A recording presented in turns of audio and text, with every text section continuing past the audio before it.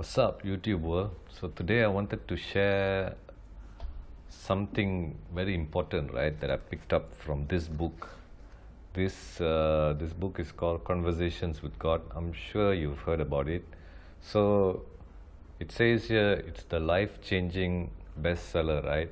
So it is, as far as I'm concerned, it was pretty life-changing for me, right? I mean, this is not the only book. There's a whole series on it. I don't know how many books are there, man. It's like 10 books or maybe more, right? I can't remember. But I've read most of it, and it's packed full of so much of mind-opening information, right? That can really stretch your mind a bit. So I remember the first time when I was reading the first 3 books, right? I think I had, if I kept on reading the book for too long, right?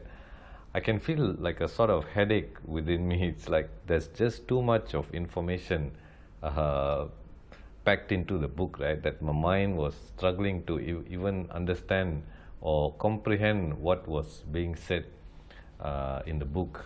So in the book, Neil has a communication with God, right? And God tells Neil that there are actually 4 ways. I mean, people like pray to God and then wait for answers. Sometimes they don't know where the answers are coming from, and if there's actually some sort of response from God, or even like just keep on waiting, right? It seems like you're talking to a wall almost, right? There's no immediate answer that comes your way whenever you communicate with God. So in the book, God says that there are 4 ways in which God communicates with us, right, or responds to us, to our questions or to our requests, and provides answers and solutions in 4 ways, right? So number 1 is feeling. The first, like it's mentioned, like it's the most common form of communication, right? It's feeling. So I think I've mentioned it as well in a lot of my videos, that the importance of actually feeling good. That means you're like, it's a sort of feedback from your higher self, right? That you are in the right place, or you're on the right path almost. So it's like you gotta put a lot more importance on your feeling, right? That means, like, some people thinks it's like, I mean, they consider feeling bad or feeling down and low. It's like it's something like it's a norm, right? I mean, it's how life's supposed to be. Maybe throughout their experience they felt that feeling bad, or they sort of programmed themselves in like thinking feeling bad is actually something normal, right? I mean, it's fine feeling bad, like some in certain parts of your day, right? But not like majority of the time, right? It's not how you're supposed to live your life. So from this information, you can like assume that feeling good, or your feeling is actually like a feedback mechanism, right, from within you. It's like built into you already. So you don't have to look outside you for guidance and things like that, right? So it's like you're letting your feelings guide you, right, in a way. So it's actually like your higher self is guiding you on the right direction. So yeah, it's very important, man, your feeling. So try your best to feel good more throughout your day, right? And see how that impacts your upcoming experience. So the second one that's mentioned in the book, like the second form of communication, is through thought, right? It's like it's mentioned that thoughts comes through like images and pictures, right? And it's also mentioned that it's like more effective form of communication from your higher self. It's like images and pictures that comes to you, right? Comes to your, like received by your mind, right?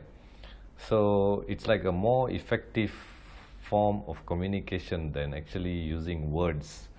So that's the second way that God communicates with you, right? Through thoughts, which is like images and pictures.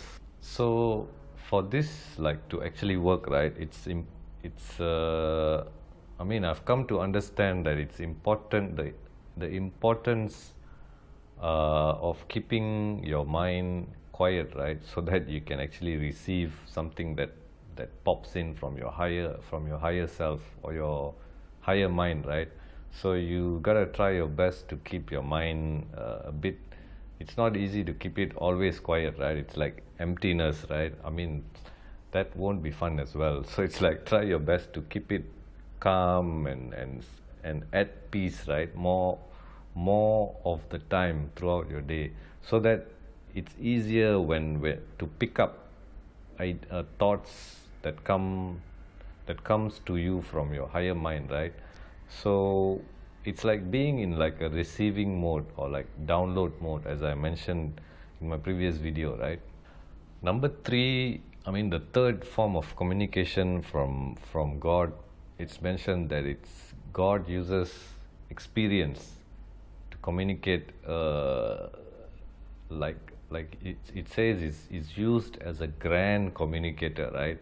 It's like it's a bit, what's the word I'm looking for? It's like a long play, right? Almost it's like a long running feedback from your higher self, right? And then like to show you or to make you understand at least something you've been asking, right? So for me personally, in this, right, it's like my experience with PMO, right? And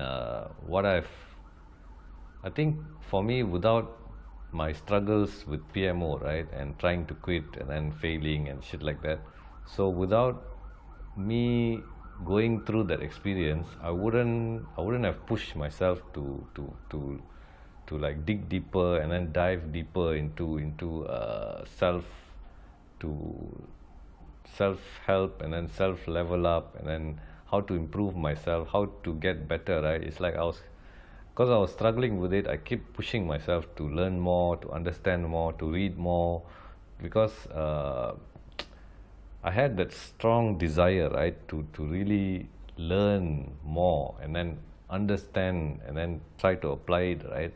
And it has, I think it's been like, right now, I think in the last 6 or 8 years maybe somewhere, that I've been really, I mean that experience of that 6 to 8 years has really changed my perception towards life and then to how to go about my days and life. I mean, I've learned a lot, man. So that experience for me, it's like it took like 6 or 7 years, but then it's looking forward from this point on, right? It will be totally worth it. So it's like how people say, right? Sometimes when bad things happen to you, it's like there is always a blessing in disguise, right? There's a reason for that experience to pop into your life, right? So as you move forward in time, and then you'll realize, oh, okay, so you did learn something from it. So the fourth way God communicates with you, right, is through words. And according to the book, it's the least effective communicator, right? And it's like really open to misinterpretation. It's like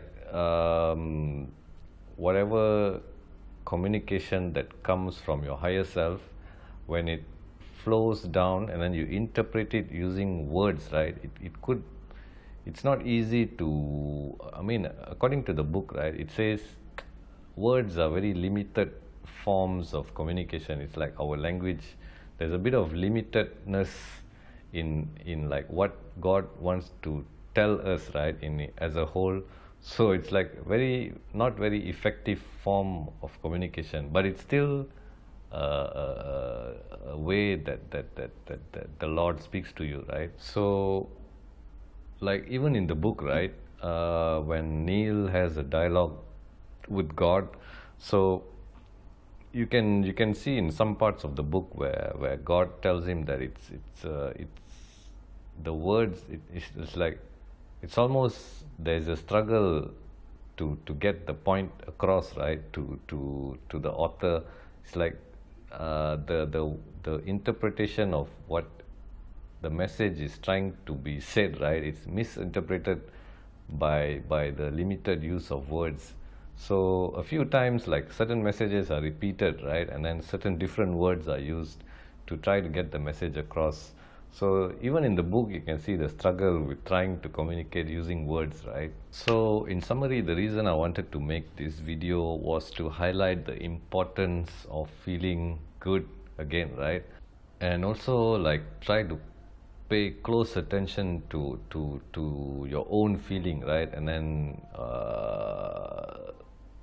try to feel good more of the time throughout your day. So I hope this video helped. Until my next video, peace out.